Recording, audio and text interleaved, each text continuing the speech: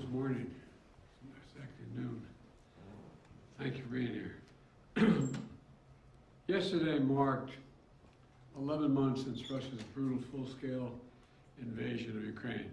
11 months in which Ukrainian people have showed Putin and the world the full force of their courage and the indomitable determination to live free. And through every single step of this horrific war, the American people have been strong and unwavering in their support, and Democrats and Republicans in Congress have stood together. The United States has worked in lockstep with our allies and partners around the world to make sure the Ukrainian people are in the strongest possible position to defend their nation, their families, and against the truly brutal aggression of Russia. I haven't seen the likes of this in a long time. The United States and Europe are fully united.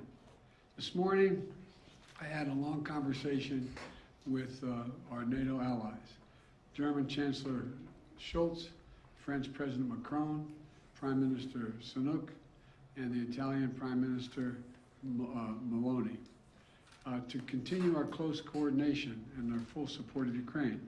Because you all know I've been saying this for a long time. The expectation on the part of Russia is we're going to break up. We're not going to stay united. But we are fully, thoroughly, totally united.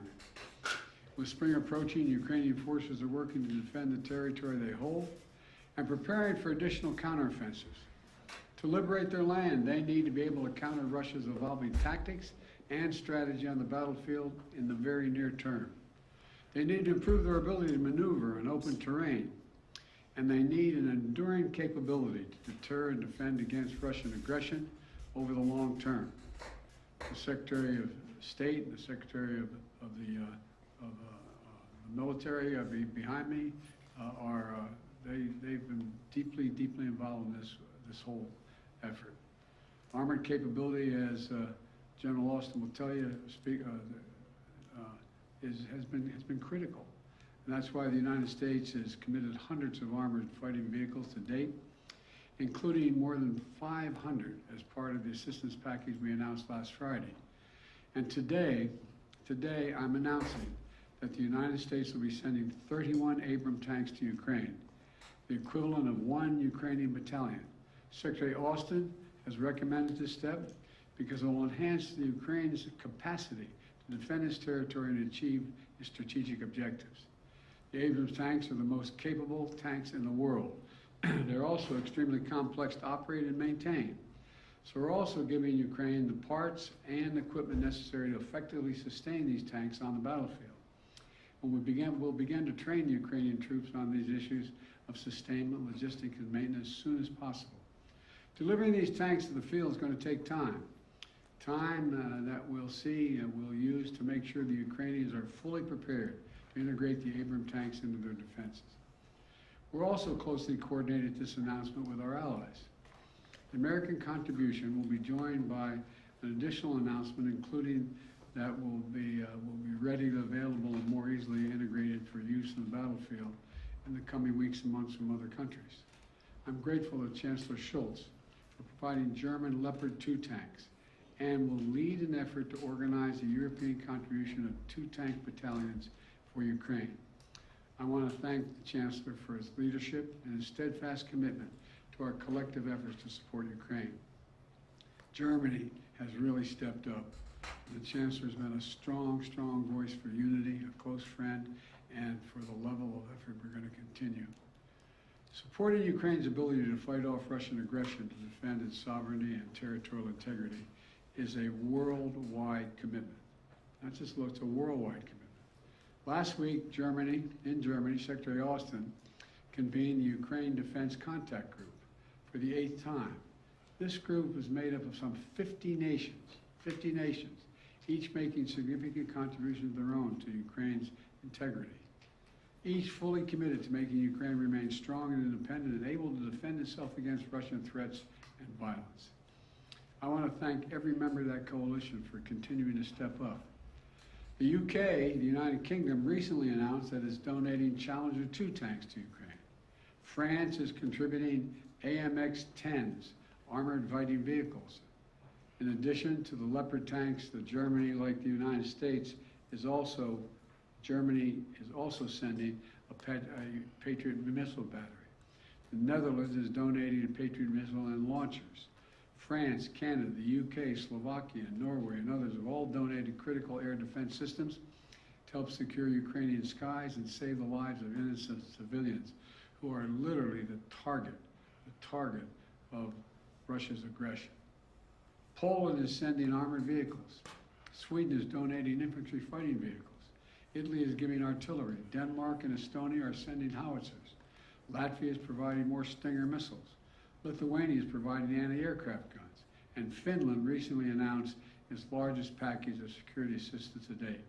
You may remember I was asked a while ago what I think was going to happen. And I said, I let Putin know. He thought that he's going to end up with the Finlandization of Europe. Well, he's got the NATOization of Finland. He's gotten something that he never intended. Together with our allies and partners, we've sent more than 3,000 armored vehicles, more than 8,000 artillery systems, more than 2 million rounds of artillery ammunition, and more than 50 advanced multi-launch rocket systems, anti-ship and air defense systems, all to help counter Ukraine's brutal aggression that's happening because of Russia. And look, today's announcement builds on the hard work and commitment from countries around the world, led by the United States of America, to help Ukraine defend its sovereignty and its territorial integrity. That's what this is about, helping Ukraine defend and protect Ukrainian land. It is not an offensive threat to Russia. There is no offensive threat to Russia. If Russian troops return to Russia, they'll be there where they belong. This war would be over today. That's what we all want, an end to this war in just and lasting terms. You know, our teams do not permit one nation. We're not going to allow one nation to steal a neighbor's territory by force.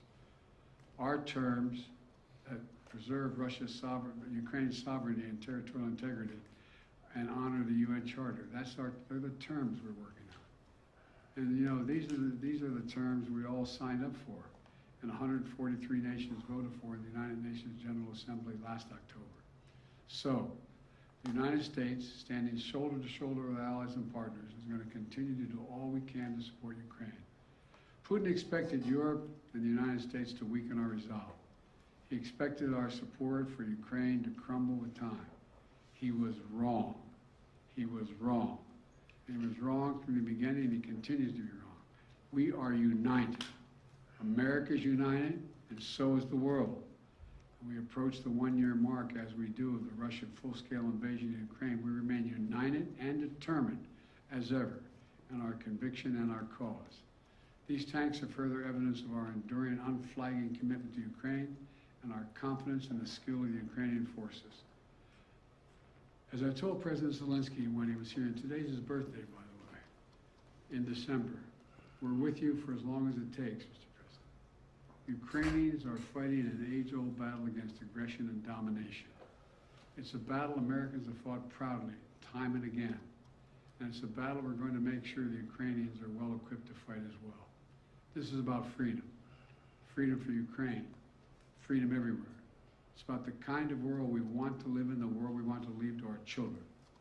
So may God protect the brave Ukrainian defenders of their country and keep the flame of liberty burning bravely as we can. Thank you. Mr. President, why are you taking this decision now? Did Germany force you to change your mind on sending tanks? Germany didn't force me to change your mind. We wanted to make sure we were all together. That's what we're going to do all along. And that's what we're doing right now. Thank you. Mr. President, any response to the Pence disclosures of classified documents?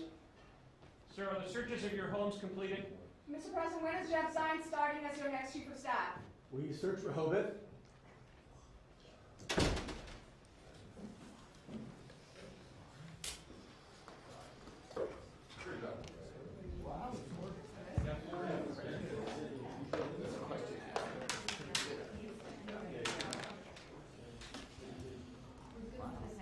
I got you, Evelyn.